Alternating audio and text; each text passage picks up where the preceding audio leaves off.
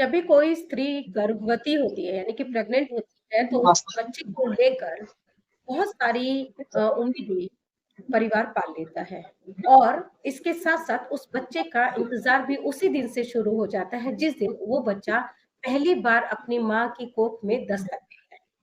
एक-एक दिन बेसब्र होकर गुज़ारे जाते हैं और फिर वो दिन आता है जिस दिन वो बच्चा कोख से निकलकर गोद में आने के लिए तैयार होता है। अब आप फर्ज कीजिए कि बच्चे का जन्म होता है, बच्चे को लाकर पिता की या परिवार की गोद में दिया जाता है, उन्हें बधाई दी जाती है कि आपको बेटा हुआ है, बहुत-बहुत बधाई हो।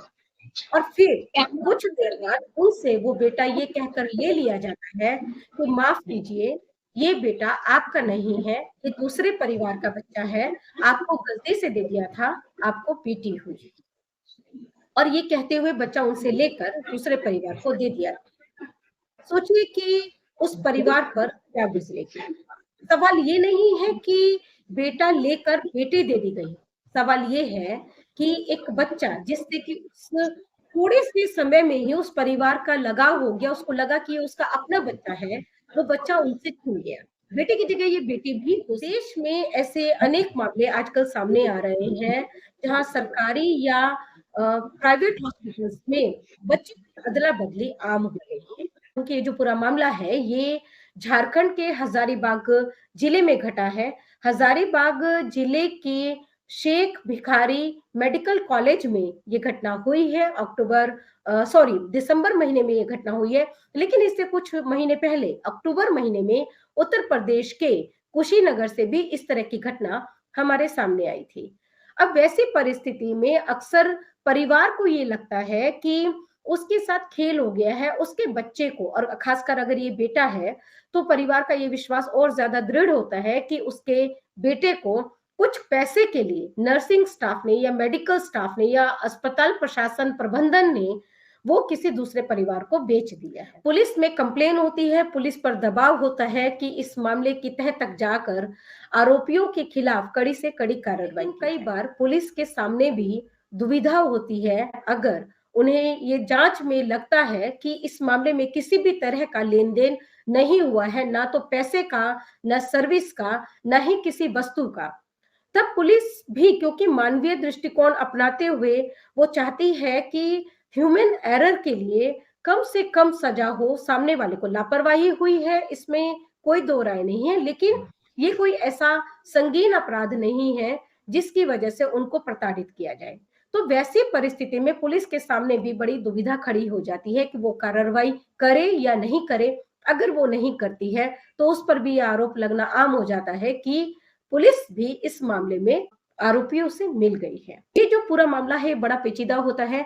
इस पर बात करने के लिए आज हमारे साथ फिलहाल जुड़ रहे हैं भोपाल से चाइल्ड राइट एक्टिविस्ट जिनको 15 साल से ज़्यादा का अनुभव है बच्चों के हितों के लिए लड़ने का। वो 180 से ज़्यादा वेबिनार कर चुके हैं उनके बच्चों से जुड़े हुए डिफरेंट मुद्दों को लेकर। कृपा शंकर जी नमस्कार, पालोना के इस मंच पर आपका स्वागत है। नमस्कार मोनिका जी।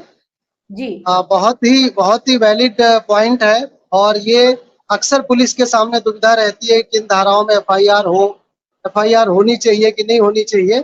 तो मैं इस दोनों आपके जितने इसको मैं दो भागों में बांट कर देखना चाहूंगा। पहला भाग वो क्योंकि हम आप सब लोग जुवेनाइल जस्टिस एक्ट के तहत काम कर रहे हैं, तो जे एक्ट की धाराएं इसमें क्या कहती हैं, उसके बाद हम आईपीसी पर आएंगे। देखिए, आईपीसी का एक सीधा साधा एक सबके लिए बहुत चर्चित कोट है कि 99 बेगुनाहों को सजा नहीं मिलनी चाहिए, भले ही एक गुनाहगार छूट जाए। अगर हम जे सिस्टम की बात करें तो यहाँ उल्टा होना चाहिए, भले ही 99 बेगुनाहों को सजा मिल जाए पर एक भी गुनाहगार नहीं छूटना चाहिए। जिस दिन हम इस सिस्टम के साथ जे सिस्टम में काम करेंगे, ये सारी चीजें आपके समक्ष आ जाएंगी। सेक्शन 3 की हम बात करें, प्रिंसिपल्स ऑफ बेस्ट इंटरेस्ट, जो 3 के 4 में जो दिया गया है जे एक्ट में, किसी बच्चे का बेस्ट इंटरेस्ट कहाँ होगा, उसके परिवार के साथ होगा। अगर आप बच्चे को एक माता पिता से अलग करके दूसरे माता पिता के पास दे रहे हैं, इंटेंशनली और non intentionally, this is a matter of investigation and which can be proven into the court. तो सीधे सीधे सेक्शन 3(4) का उल्लंघन होता है। उसके बाद सेक्शन 81 जो कहता है sale and procurement of a child for any purpose.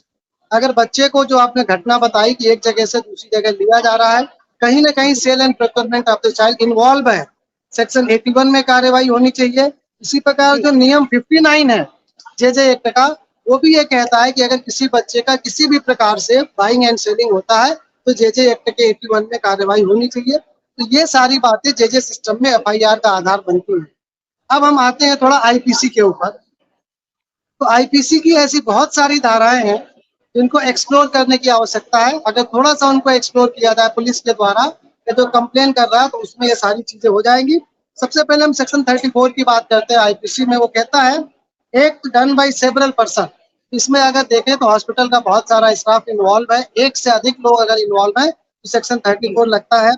उसके बाद हम बात करते हैं 365, आईपीसी 365, किडनैपिंग और abducting with the intent wrongfully to confine person.